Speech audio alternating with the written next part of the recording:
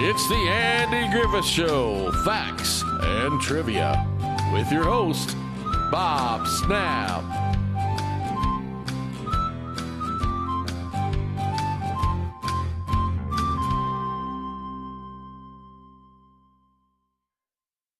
Hi guys, welcome to the Andy Griffith Show, Facts and Trivia. Appreciate you being here. Today's video is from an old article from the AP, Associated Press, on how Goober and Gilligan had a fight. Okay, that's not the only thing though. It also shows some very Un-Mayberry-ish things that he and some of the other cast members have done in their wilder days.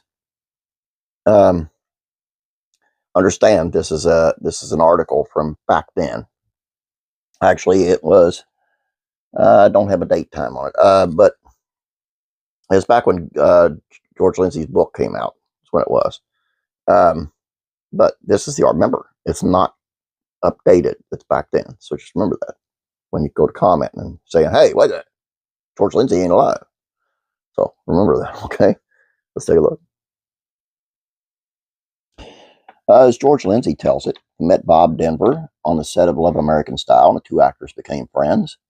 Lindsey, who played gas-pumping Goober on the Andy Griffith Show, and Denver, star of Gilligan's Island, obviously had some things in common. Both were successful, and both were forever typecast, it seems, as clowns. But things turned nasty at Denver's home. The new friends began fighting over who was the better actor, Goober versus Gilligan, to the finish. Lindsey said he couldn't help but echo Skipper during the fight, sighing an exasperated, "Oh, Gilligan." Tendency to scrap and the drink permeates much of Lindsey's life, as related in his new memoir, Goober in a Nutshell.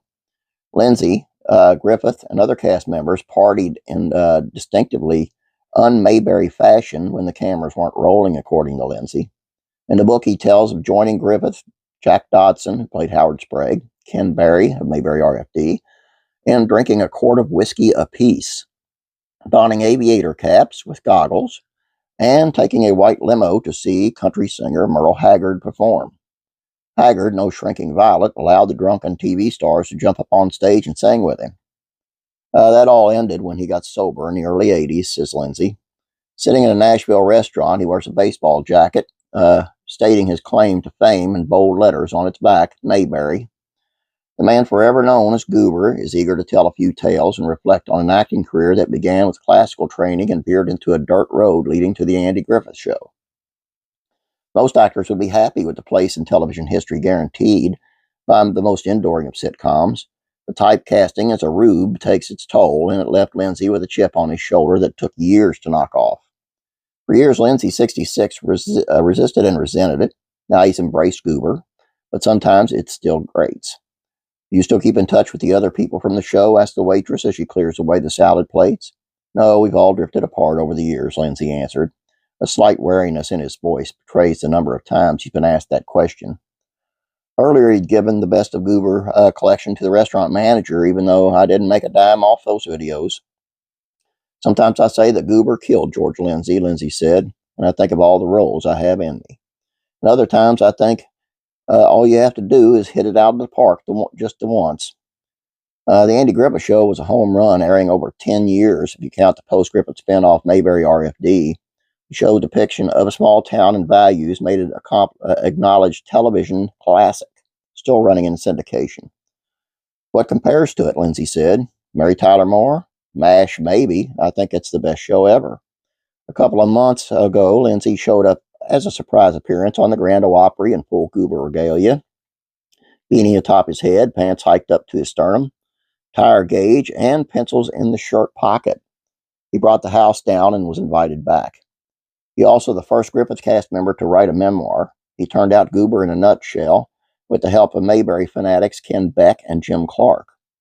The requisite Mayberry anecdotes are there, as well as behind-the-scenes stories from his other long-running show, Hee Haw. The book reveals that Lindsey, a native of Jasper, Alabama, is a graduate of the American Theater Wing of New York University.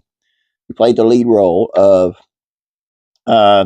help me with this one, Put Cason in the production of Gogol's Marriage for class graduation play. I know I got that wrong. He won guest roles in shows like The Twilight Zone and Gunsmoke before joining the Griffith show as a replacement for Jim Nabors, who beat Lindsey out for the role of Gomer Pyle. Lindsey said cast members lived in fear of Griffith on the set. Most of us were deathly afraid of Andy, Lindsey writes in his book. We were all scared to make a move. If Andy thought something was funny, then it was funny to us. He literally controlled every aspect of the show. So we were always trying to please him, or at least I was. There you go. It's hard to do this with an article that's that old,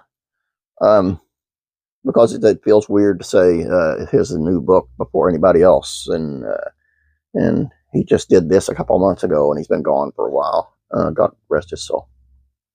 But I really enjoyed this article. It shows the true lives of people. I mean, they weren't the characters. Now, as they got older, they, got better. It's just kind of like me. I was a recovering alcoholic, and I've been sober for, 27 years, I think, in January. Yeah. It's just how it goes sometimes, folks. Before we leave, if you remember Miss Jean that I asked you guys to pray for, she left me a message saying that her surgery was canceled. They can do nothing for her. She has no family. We are her family, folks. So let's support her. Let's pray for her. And let's show these doctors that God has the final word. Miracles happen every day. Let's pray for a miracle. That's all I got for you. God bless. I'll be praying for you.